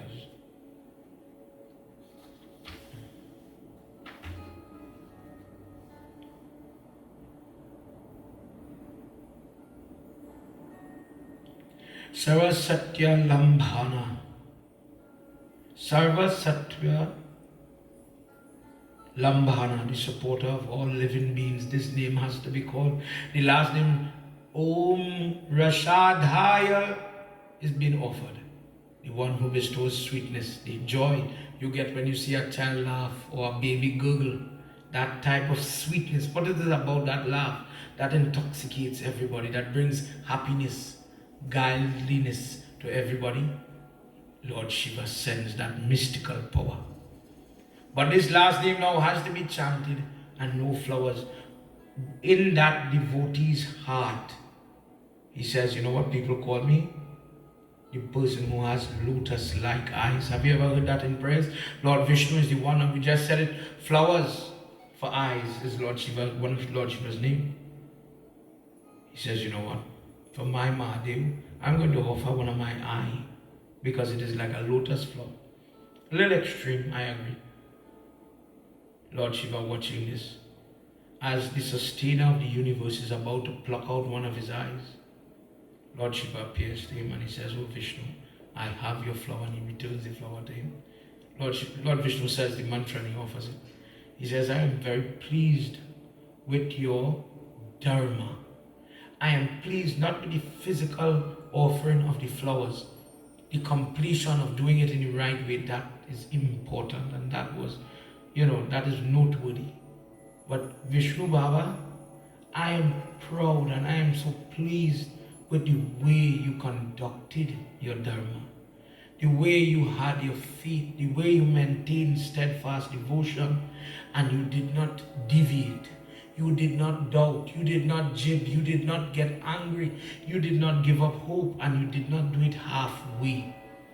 Going back to those people that don't want to bathe their mother when the soul leaves the body, he did not do it halfway. For those people that says, you know what, we don't need to do all the prayers when you're doing wedding, he did not do it halfway. For those blinded parents that do not allow their children to do Guru Diksha, to accept that blessed mantra in their ears, he did not do it halfway. He maintains his dharma. Because you are in a fight, why would you throw away one of your weapons? Why would you break the wall that is protecting you? Why would you erode the said thing that has been holding up your safety and your health for so long? Where is the logic in it? He says, Vishnu Baba, this makes you a great. And in Gita he says, what is the value of somebody telling you you're great? In Gita he echoes the sentiment and he says, great people. Those great people are the ones that what they do, normal people will emulate. You are deserving of reverence. And I bless you that you will be the hero for this creation. That you will be the one that people look at and they adore and they love and they value. You will be the Ramayana, you will be the Gita, you will be all these things, and I will be there looking on at your miracle. There's a form of Lord Shiva, I'll read it for you. where Lord Shiva incarnates as the son of Lord Krishna to bring down the Yadhu dynasty. Have you ever heard that discourse? I've read it. I'll read it for you maybe tomorrow. God bless. Samba. Lord Shiva wants to witness. He wants to help.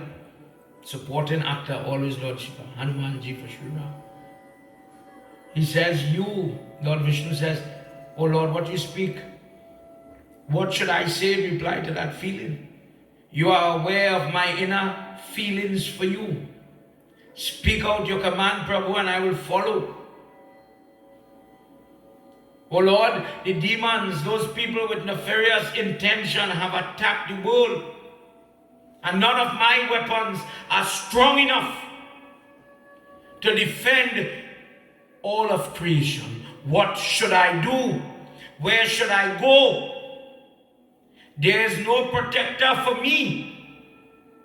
But everyone is coming to me for protection. Think about the father in the house. Think about the mother in the house. I want mommy. Mommy, what to do, mommy? Everybody big. I know. Let me tell you something.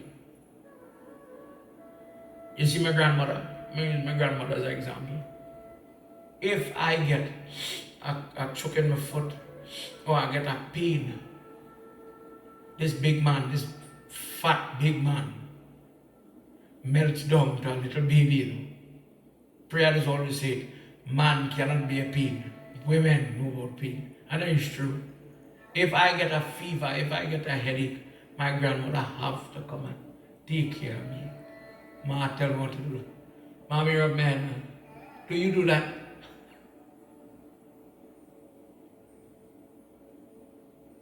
Parents.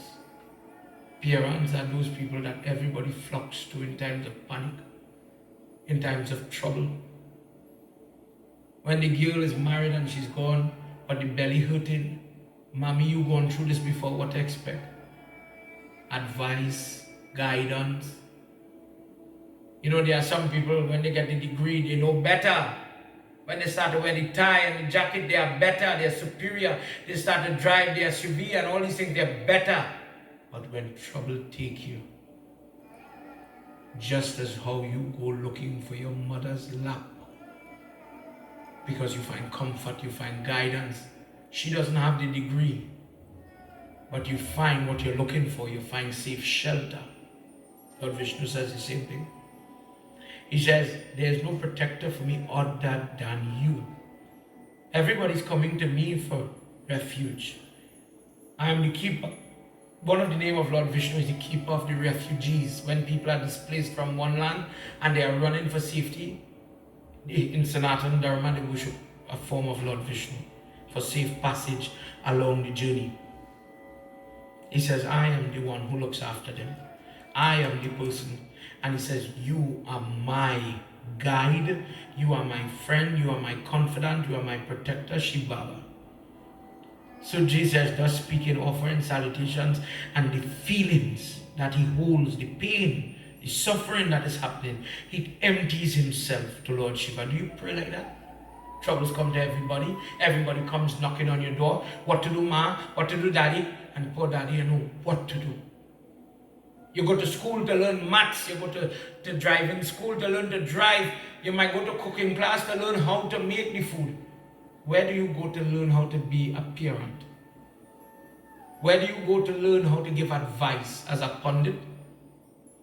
The only thing I can say is experience. God's divine guidance. You trust me, I didn't write a script when I'm talking. I don't plan much when I'm going to speak.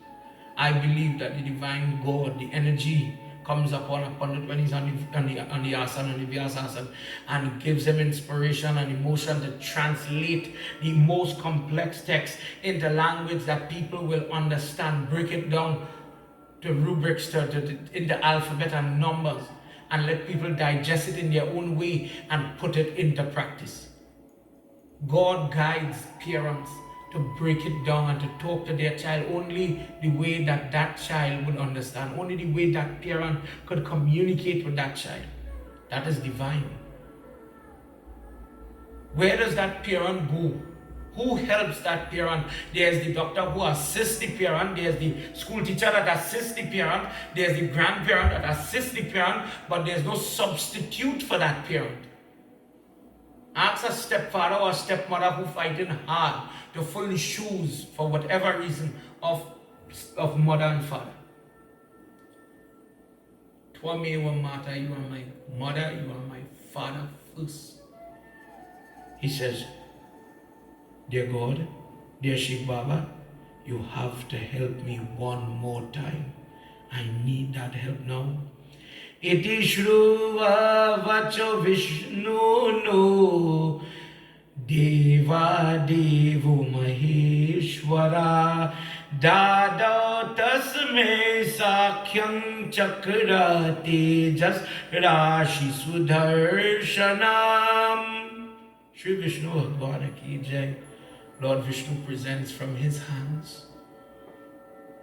Listening to the words of Lord Vishnu, Lord Shiva, Mahadev, God of gods, handed the Sudarshan Chakra that was beaming light, emitting a great amount of splendor to Lord Vishnu. And he says, receive this, O Vishnu, and use it from now on to destroy all those powerful foes and demonic people without much effort. Today in your Dharma, today in your prayer, you have shown your buddhi, your sustenance, your personality, your knowledge, you have it. And for this you deserve this reward.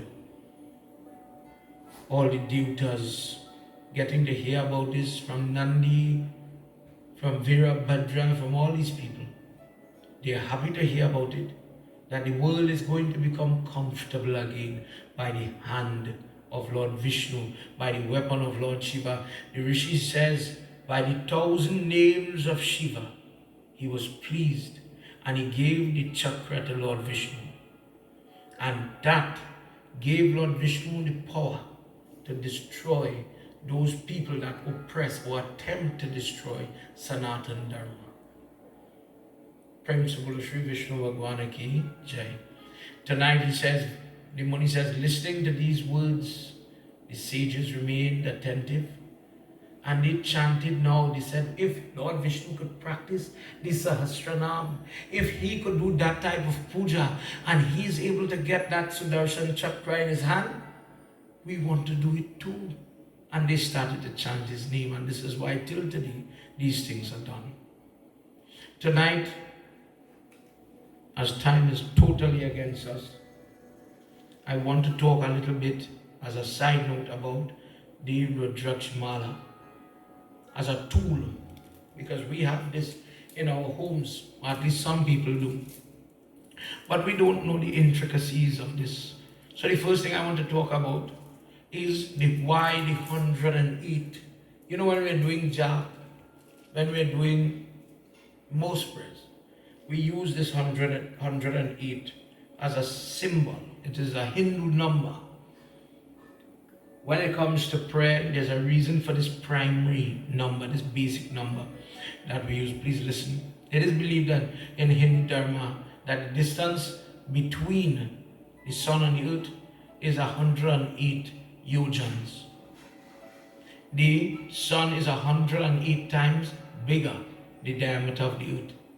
Vedic astrology talk about the 9 planets or the Navagraha and the 12 signs of the astrology, Aries, Pisces, etc. 9 by 12 give you 108. In astrology again, the other night when we were doing the discourse with Chandra, the moon, we said that he had married 27 daughters of Daksh. These 27 girls became the nakshatras that we use today in puja. These are the signs that Baba, is today a good day to buy the car, is today a good day to see the baby, etc. Depending on which nakshatra is prevalent, so you're guided. Buy, go see the baby, not. Hold your hand, go build yet, build tomorrow, etc. 27 nakshatra in the 4 direction, north, south, east, west. 27 by 4 gives you 108. Vedic astrology speaks about, we are a moon-based tradition. We focus on the movement of the full moon to the new moon and the tithi in doing all of our vrat, in doing like Krishna Janmashtami, Diwali, we look for the tithi. We look for the where is the moon. And in this tradition, The metal silver, which is correlated to the moon. The atomic weight for the science students, the atomic weight of silver is 108. In Sanskrit, there is something called Upanishad. Upanishad means the passage or those type of texts that is guarded by sitting near God, sitting with God. A person, a money, some, because there are many types of Upanishad, they would have gotten all the different knowledge. So there are 108 Upanishad. Many devatas in our Dharma have 108 names. In the yantra, called the Sri Yantra, which is a very powerful yantra that is done on the floor when we are building temple, placing the murti, etc. The different angles add up to 108. 54 intersections on one side, 54 on the other side, 54 by 2 gives you 108. This 108 is called Harshad number.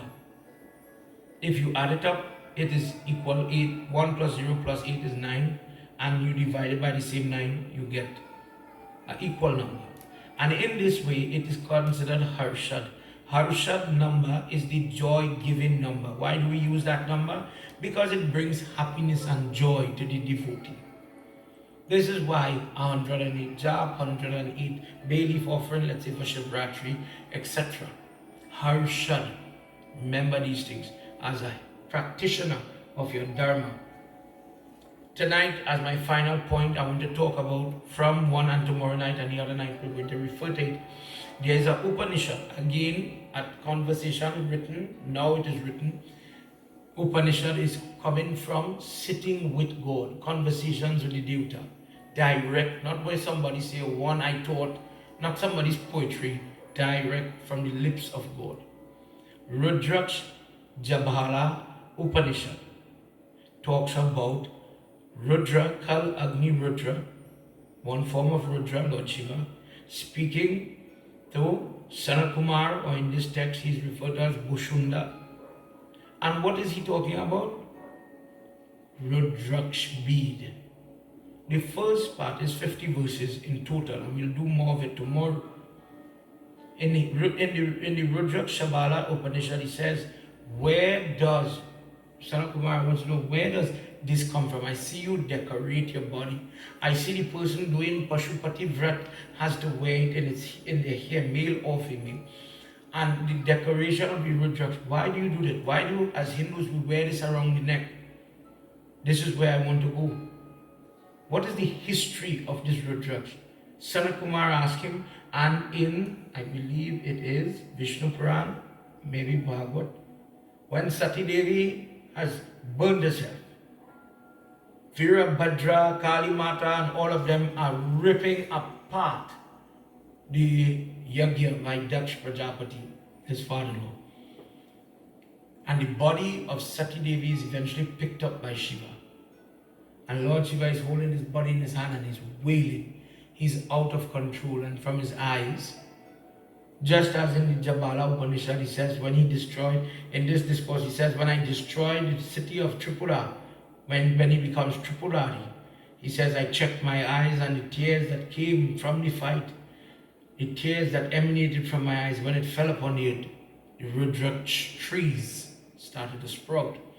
In other texts, when Sati Devi is burning and he's holding the body in his hand, as he's watching her burn, and he's calling on Mother, and he's crying, why did you do this? Tears run from his eyes. And these Rudraksh bead are the tears of Lord Shiva. And it says that whenever you have one, you have Mahadev with you. But when you have 108, this Harshad amount of 108, more joy, more happiness is going to come to the person in the protective form of Lord Shiva. So Pandits, wear it around the neck. In this example of what I was thinking when I was a child, what did Baba only wearing that around the neck for? It is a symbol of Mahadev is with me. It is a protective element. It is something that guards the individual by having Shiva with you. and then it becomes a tool for the purpose of your Gyaan, your tapasya, your jap. And we'll talk about that more tomorrow night in our next session. We'll talk about how do you purify, how do you sanctify, how do you keep this? What are the rules? What can I do? What can't I do with this? That is to come. So I wanted to introduce it tonight. And what it shows is, and I want you to ask yourself, just as we were talking about the detractors of Dharma in tonight's discourse. You're a Hindu your whole life. Do you know the history of the Rudraksh? Maybe you have one, God bless you. Do you know the rules for the Rudraksh? Do you know how this could help your life? Do you know why you put this? Sometimes you go in a taxi and you see this hanging on the visor. Do you know why this is there? But I'm a Hindu. So tonight, let me do my job and let me teach you. And God bless you. You have the karma. God allows you to use it. Tonight, I would like you all to share this satsang as we have done our first installment of the Shiva Gyaan Yagna, but focusing on Lord Shiva and the Rudraksh bead and the Rudraksh mala. Tonight, we've talked about how Lord Vishnu got that Sudarshan Chakra. When you see that pitye, Shankha, Chakra, Gada, Padma, the flowers, the mace, the Sank, the Sudarshan, know that those four are four discourses. There's a reason he has those things in his hand. And Lord Shiva has many more forms, and we'll discuss it. And as I said, do you want to hear the discourse where Lord Shiva comes as the son of Lord Krsna and causes trouble? If you would like that, if you know about it, or if you would like to hear it, please send me a message. Everybody, I need you at this time. This is a very potent discourse, not often discussed. This Upanishad, the definition of that word Upanishad, I want that to be cemented in your head. That it means sitting with God. It sends a message. What is an Upanishad? Tonight you have a little clearer idea. And as we delve deeper into this Rudraksh Jabhala Upanishad, you're going to start to be exposed to these things so that you would have the knowledge, and with that knowledge you would be able to uphold and keep to your Dharma. Better to practice when you know what you're doing. What I'm trying to do, devotees, is give you, when we get a prescription type drug, there is a method to take the drug. You must eat first, don't drink milk, take 2 tablets, then wait 8 hours before you take a next 2 tablets. I'm giving you the guidance or the prescription for this weapon, with this weapon, so that you would understand and be able to protect yourself in this life, because we are always we attack nobody. But I wish somebody could be listening and they could guide and assist the Hindus get back their rivers to do part and parcel of their religious rites, their funeral rites. Please heed our calls under the protection of religion in the constitution throughout this world. Please don't infringe on religious beliefs in this extent, where 5 people could do the cremation or the burial, 5 people could do the ending part prayer, but in the middle, take away somebody's religious rights. So unfortunate. So many lawyers are watching us tonight. Maybe we need a leader. Maybe we need a spokesperson to stand up for us as the Sanatanists. Tonight I speak. Please join me tomorrow night for another segment, another edition of Shiva Gyaan Yagna. To understand more about your Rudraksh, to understand more about your Dharma, the identity, the role he plays, and the way he plays. I hope you enjoyed your discourse tonight. I'll leave the link for the group. I'll leave my number out. I hope, please message me on WhatsApp. Please make use of this discourse. Share it for your family. Share it for your loved ones. If you're watching me on the repeat on YouTube, subscribe to my channel. I need more subscription. Follow me on YouTube and get more involved in your Dharma. Tonight, as I conclude, everybody, it was wonderful being with you again. You know I enjoy doing my job. And I encourage pundits out there to do your job and to continue being the defenders of Dharma. Continue. Without pundits, who would guide the people to God? So you're doing your job and you're doing good. Teach them the correct thing. Teach them what they need to know. Be diligent in your duty. Be very firm. Be very strong. And do what needs to be done so that our people could survive the attacks that we are going through. We will survive COVID. We will survive governments. We will survive racial, religious attacks and conversions. We will overcome this. As we pray for better and better days, we will overcome this. Prem Solomapati Mahadeva Ki Jai. Tonight as I leave you, everybody, let's join our hands and say final prayer. Dear Lord Shiva, thank you for another wonderful night of your discourse. This is the first time I've heard some of these things. Bless me to share this with somebody. My relatives, my friends, they deserve to learn as well. Please accept my prayer and my pranam tonight. And bless me to be a better Sanatanist. Bless me to be a better Hindu. Bless me to be a better child to you, just like Lord Vishnu did. That when tests come in my life, bless me to stand firm, stand up, and stay to my faith, stay to my dharma, stay to my beliefs, and bless me, dear God, to do it. Let's say it together, everybody.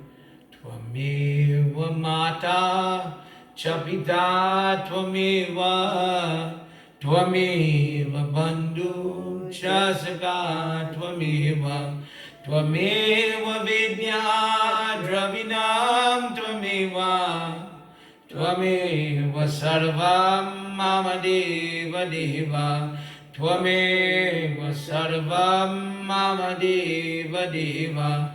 One more time. Tvameva Sarvam Mama Deva Deva. Together. Om Shanti, Shanti, Shanti, Hari Om.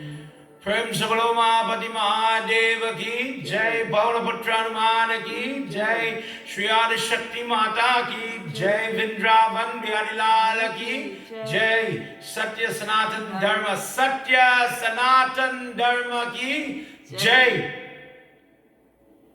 Tonight, everybody, let me wish good night to young Ravish in Las Vegas. Ravish asked me the question recently, why 108? Another child asked me why the 108, and so I did the research and I had it here for you tonight to share it with you. God bless these children that are thinking. Our children are so intelligent nowadays. Pundits have to sharpen up, parents have to sharpen up to be able to answer them, and God bless them. That it will encourage us to do more and keep us sharpened. Tonight, everybody, on behalf of me and Priya Mata and all of us here at the Ashram, for all the members on WhatsApp, dear God bless you, keep you safe. Be safe, everybody. Till tomorrow night. Sitaram.